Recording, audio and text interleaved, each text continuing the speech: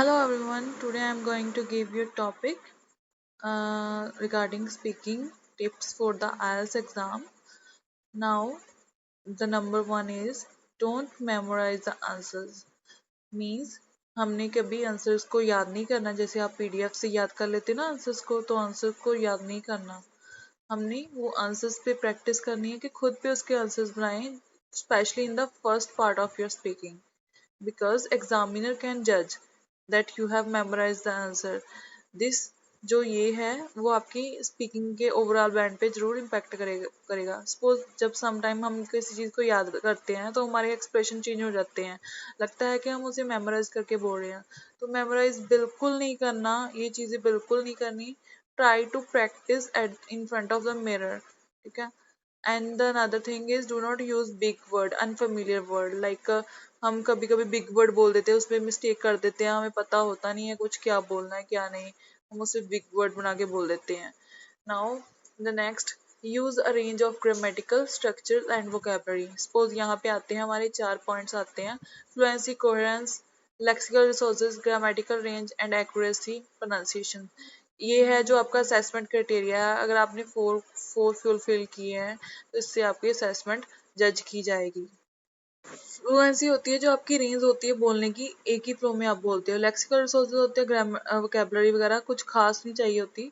Grammatically range अच्छी होनी चाहिए, प्रोनाउंसिएशन अच्छी होनी चाहिए, एक्सेंट का कोई मैटर नहीं करता। नेक्स्ट है, do not worry about your accent. Accent matter ही नहीं करता एक्चुअली, आपकी इंग्लिश में स्पीकिंग अच्छी होनी चाहिए, तो आपका एक्सेंट पे मैटर ही नहीं करता। Pause to rethink, pause to think, ठीक है। जैसे आप पॉज लेते हो तो उस पर भी आप पे डिपेंड करता है कैसे पॉज लेना है, जैसे apparently, literally, however, this kind of words you can speak about the pause, okay। आप कह सकते हो apparently, honestly, then आप pause को इस चीज़ों में कन्वर्ट कर सकते हो। और कभी भी ऐसे हम वाले वर्ड नहीं यूज़ करने, इससे एग्जामिनर को पता लग जाता है कि आप कुछ ना कुछ अपनी चीज़ को छुपाने की जरूरत कर रहे हो, और वो confidence, lack of confidence show करता है। नेक्स्ट है seventh tip.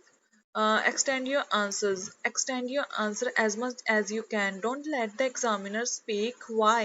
Because if you will speak the whole answer on your own, that it will show your confidence and your clarity about the questions. So be confident, give proper answer. Even you should not stop the answer in between. You should finish it properly. Okay. Next है smiling helps pronunciations. 8 point. Smile जब आप करते रहते हो तो उसमें pronunciation में बहुत सारा हेल्प होती है। एक तो आपका इम्प्रेशन बहुत अच्छा होता है और एक्सप्रेशंस भी बहुत अच्छे शो करते हैं। इससे आपकी स्पीकिंग की ब्यूटी इंक्रीज कर देता है। नेक्स्ट है, do not speak in a monotonous. Suppose monotonous means like just आप किसी वर्ड को आपने मेमोराइज किया है। सपोज आपने कहा है एंथुजियास्टिक, ठीक है। आप बोल रहे हो I was very enthusiastic on that time, you know, now you are monotone this, ठीक है। You are giving emphasis on the emphasize word. So this is the thing, don't emphasize on the words. You will speak like sometimes you speak the vocabulary like fetch, and sometimes you say I'm in the middle of nowhere, you know. Now you were speaking very normal way, and now you are speaking like I went there and I saw so many things and I was in the middle of earth. So these kind of things will definitely impact on your band score. So now let's move to the next point. Practical, practice common IELTS topic, okay. Like आपने जब भी speaking देनी है उससे पहले common IELTS topic की practice कर लेनी है, जैसे टूरिज्म एंड ट्रैवल के रिगार्डिंग, जिस इसके साथ की वोकेबलरी वगैरह थोड़ी सी ध्यान से देख लेनी है। और education, transport, environmental, family life, sport and recreation, crime and punishment, the internet, advertising and retails, इन सब की जो आपने है वोकेबलरी वगैरह देख लेनी है, ताकि आपको इसमें प्रॉब्लम ना हो, ठीक है।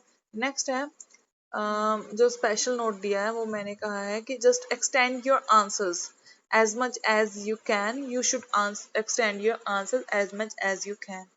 Give your answers on global level. देखो पार्ट 3 में जो होता है, एग्जामिनर जो जज करता है आपका, क्रॉस क्वेश्चनिंग होती है वो क्यू कार्ड के रिलेटेड। और क्यू कार्ड के रिलेटेड क्वेश्चन भी हो सकती है, कोई भी क्वेश्चनिंग हो सकती है, उसमें क्रॉस क्वेश्चनिंग करनी होती है। इसमें आपने कभी भी सब्जेक्टिव मैटर आगे नहीं लेकर आना। सपोज अपने बारे में ही नहीं बोलते रहना, फॉर अपनी एग्जाम्पल्स ही नहीं देते रहना, आपने इसे ग्लोबल लेवल पे प्रेजेंट करना है, क्योंकि this is all about the global, not about you, not about me. Like I don't consider it here. Okay, do not put subjective matter here. So you need to give the answer global level, that is available on the global level, which are required on the global level. Suppose we are saying sometime examiner given us questions like, nowadays old people are interested in the dance and musical activities. So I'm going to give the answer, yes, they are interested in the musical activities, as last time I have seen a video on the internet, old couple were dancing on the new song. This was very fascinating. So this present.